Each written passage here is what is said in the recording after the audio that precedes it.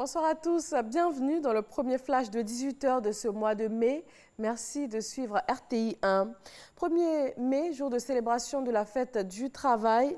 La cérémonie officielle a eu lieu cette année à la primature. Les centrales syndicales n'ont pas manqué de saisir cette opportunité pour faire entendre leur voix. Les plaidoyers ont essentiellement porté sur l'amélioration des conditions de vie et de travail des employés. Le Premier ministre a répondu avoir pris bonne note de toutes ces doléances. Il a fait le point des avancées notées en la matière. Amadou Koulibaly a aussi parlé des perspectives, des ambitions, des programmes du gouvernement en faveur des Ivoiriens. Nous l'écoutons. Messieurs les présidents et secrétaires généraux des centrales syndicales, pour cette année, je viens de noter avec beaucoup d'attention et d'intérêt les revendications que vous avez bien voulu soumettre au chef de l'État, au nom des travailleurs, mais plus encore au nom de l'ensemble des populations ivoiriennes. Je me réjouis de la prise en charge d'une partie substantielle de ces revendications dans les 12 projets prioritaires du programme social du gouvernement. Il s'agit notamment de l'amélioration de l'offre de services publics au niveau de la santé et de la protection sociale, de l'éducation, de l'accès aux biens de première nécessité, de l'emploi des jeunes et des femmes et enfin du bien-être en milieu rural.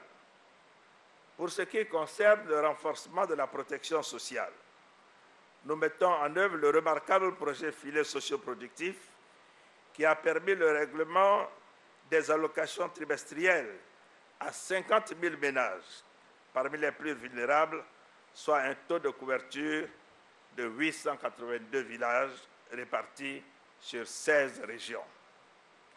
En plus de ces allocations, ces ménages ont pu bénéficier d'ouverture de comptes leur permettant d'entreprendre des activités génératrices de revenus. Ces allocations sont également assorties d'engagements des ménages, à travers notamment la vaccination et la scolarisation des enfants, en particulier de la jeune fille, en vue de renforcer l'impact de ce projet sur le développement du capital humain.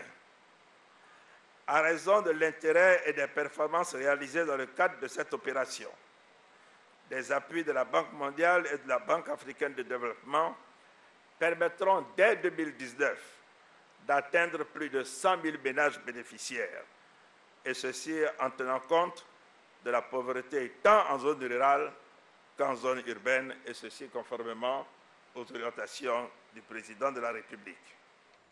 Cette fête du travail a également été célébrée à Bonoa, comme partout dans le pays. Et depuis une semaine, cette ville du Sud Comoé vit au rythme du Popo Carnaval. Cette 39e édition n'a pas dérogé à la règle. Elle est lieu de célébration de la culture et de la diversité. Les festivaliers et tous les Ivoiriens ont été appelés à cultiver la paix et la cohésion.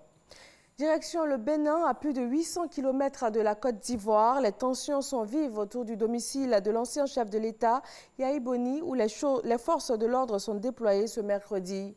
Les versions divergent sur les raisons de cette présence policière au lendemain de la demande par l'opposition de l'arrêt du processus électoral en cours dans le pays.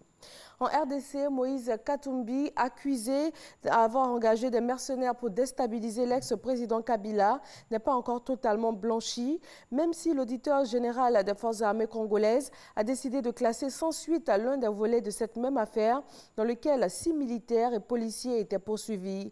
L'an dernier, la justice avait séparé l'affaire en 2 volets, l'un concernant les prévenus militaires et policiers qui viennent donc de tomber, et l'autre concernant les civils dont Moïse Katumbi reste le principal accusé. Ce dossier se trouve actuellement à la Cour constitutionnelle. L'Union africaine exige à l'armée soudanaise de céder le pouvoir aux civils d'ici 60 jours. C'est le deuxième ultimatum lancé par l'Union africaine qui précise que c'est bien le dernier. De son côté, le leader de l'opposition au Soudan a mis en garde les mineurs de la contestation contre toute tentative de provoquer les militaires, affirmant que ceux-ci n'allaient pas tarder à transférer comme promis le pouvoir aux civils.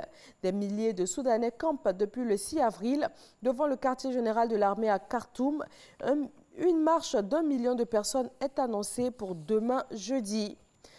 Au Venezuela, la pression est encore montée d'un cran hier mardi après les déclarations de Juan Guaidó, président par intérim autoproclamé.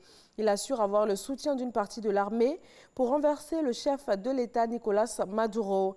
Et le gouvernement de son côté dénonce une tentative de prise du pouvoir par la force. Des affrontements entre forces de l'ordre et manifestants pro-Guaidó ont fait au moins 69 blessés, dont 2 par balle à Caracas. Merci de votre attention. Bonne fête du travail. Vous aurez des échos de la célébration de ce 1er mai à l'intérieur du pays tout de suite dans l'info régionale. Quant à moi, je vous dis à tout à l'heure, 20h.